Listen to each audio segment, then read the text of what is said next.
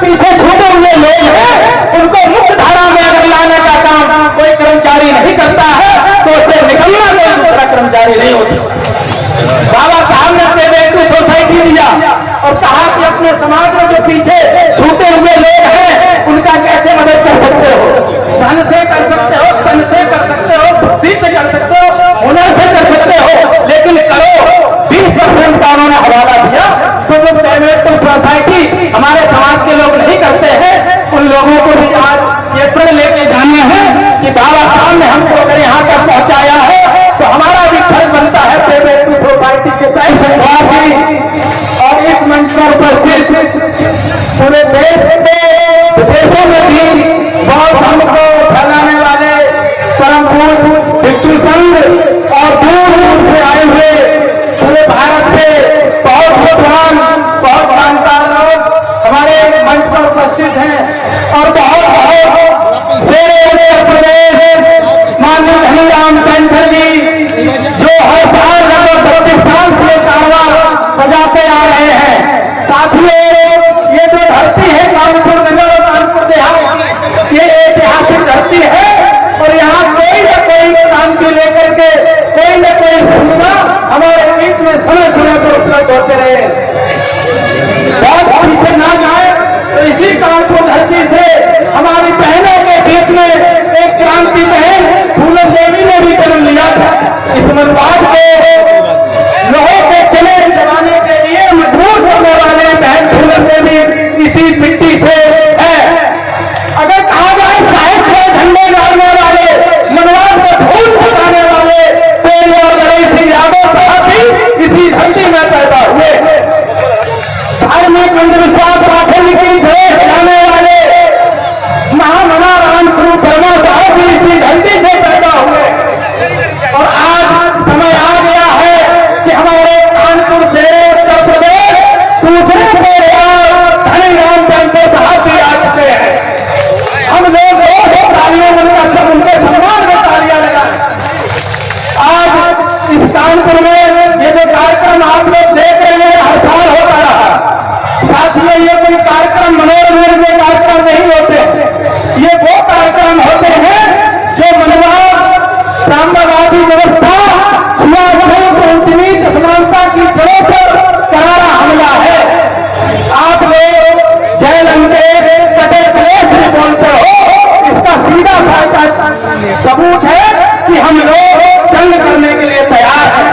वो जंग हमारी साहित्यिक जंग है और हमारी जानकारी की जंग है, बहुजन समाज को जागरूक करने की जंग है। इस जंग की लड़ाई समय समय पर महापुरुषों ने छेड़ी। रविदास जो संत शिरोमणि रविदास उनको कहते हैं चारों वेद करे खंडौती तब रविदास करे खंडौती। इसका मतलब ये है कि उनके चारों वेदों का जो खंडन करेगा रविदास उसको दंडवत प्रणाम करेंगे। लेकिन साथियों, हमको पढ़ा दिया गया वो एक संत थे और संत की लाइन बन को खड़ा कर दिया तो हमको वही संतों वाला फिगर आता है कि आंख बंद करे होंगे, तपस्या में लीन होंगे, हिमालय की गुफाओं में घुसे होंगे। ये गलत। हमारे बीच में एक महान क्रांतिकारी संत कबीर आए जो गुरु कबीर थे। उनकी बाड़ी थी कि निगरा ब्राह्मण नहीं भला गुरुमुख भला चला, निगरा ब्राह्मण नहीं भला गुरुमुख भला चला और देवता से कुत्ता भला निकट उनके द्वार। ये क्रांति की थी, आमने सामने की लड़ाई थी, लेकिन हमको उल्टा बढ़ा दिया गया। क्या गुरु ताके लागू होता है। अरे साथियों, कबीर साहब डायरेक्ट लड़ाई लड़ रहे हैं और आपको गोविंद में फंसा रहे हैं। साथियों, ये अंधविश्वास ये तो ठंड समय समय पर वो ये षड्यंत्र करते रहे हैं। हमारे साहित्य में मिलावट थी तो हमारा साहित्य चूर हो गया। अगर एक किसी दवा में जहर मिला दो तो दवा का असर खत्म हो जाता। हमारे क्रांति का जो साहित्य था उसमें मिलावट करके हमारे साहित्य को खत्म किया। साथियों, उतना समय आ गया है। समय कैसा है? तथागत गौतम बुद्ध कहे कि उस बात को युक्त मान लेना कि बड़ी किताब में लिखी है। लोग कहा करेंगे पुराणों में लिखा, ग्रंथों में लिखा, मान लो नहीं मानना है। आगे कहा कि कोई बड़े आदमी ने ये बात कही चाहिए, इसलिए मान लो। उसको भी नहीं मानना, लोग गुमराह करेंगे कि फलाने आए थे और वो कह गए इसलिए मान लो, नहीं मानना है। आनंद पूछते हैं कि तथागत फिर कौन सी बात को मानना है? तथागत बोले जो तर्क की कसौटी पर खरी उतरती हो और बहुत हितकारी हो, उस बात को आंख बंद करके मान लेना। तो साथियों, हमको आज भी तर्क की कसौटी पर वो बात कसनी है।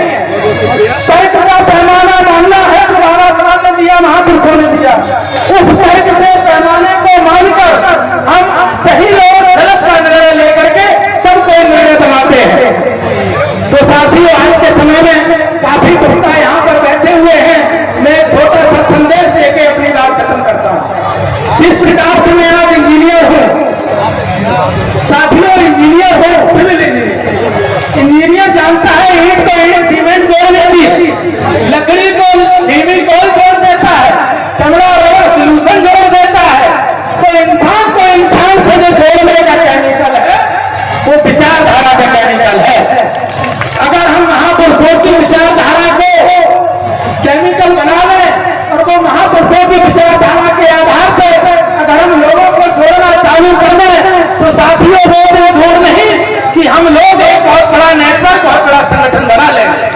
मानवर कांशीराम साहब ने कहा, सत्ता आए ना आए, सांसद विधायक बनो ना बनो, लेकिन जागृति का दीपक कभी बुझना नहीं चाहिए। मानवर धनीराम पैंथर साहब और उनकी पूरी टीम 32 साल से ये दीपक आज के दिन जलाए हुए हैं। क्यों? बाबा साहब ने 14 अक्टूबर 1956 को धम्म दीक्षा नागपुर में ली, लाखों अनुयायियों के साथ में। लेकिन वो 14 अक्टूबर 1956 में विजयदशमी के दिन पड़ रहा था। कुछ साथी कहते हैं उन्होंने 14 अक्टूबर नहीं, उन्होंने विजयदशमी के दिन धम्म दीक्षा ली। विजयदशमी के दिन क्यों ली, शौक में बता देता हूँ। सम्राट अशोक हो जब कोठे में ग्रहण किया, कलिंग का युद्ध विजय प्राप्त करने के बाद उनसे देखा नहीं गया खून खराबा और खुद की शिक्षाएं करुणा दया शील पर आधारित थी उनकी शिक्षाएं। तो सम्राट अशोक ने उन शिक्षाओं को अपनाते हुए उस दिन को धम्म दिवस के रूप में मनाया।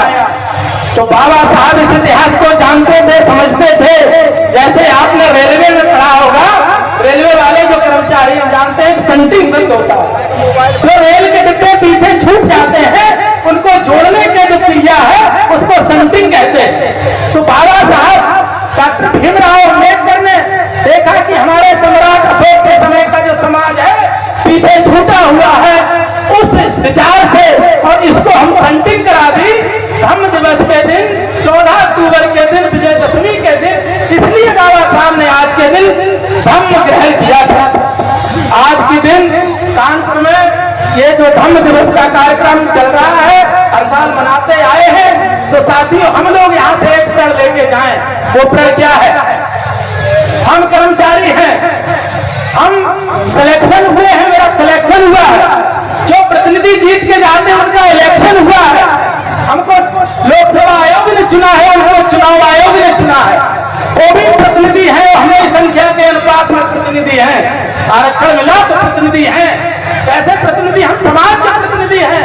जो समाज में पीछे छूटे हुए लोग हैं उनको मुख्य धारा में अगर लाने का काम कोई कर्मचारी नहीं करता है तो उसे निकलना कोई दूसरा कर्मचारी नहीं होता। बाबा साहब ने पे बैक टू सोसाइटी दिया और कहा कि अपने समाज में जो पीछे छूटे हुए लोग हैं उनका कैसे मदद कर सकते हो?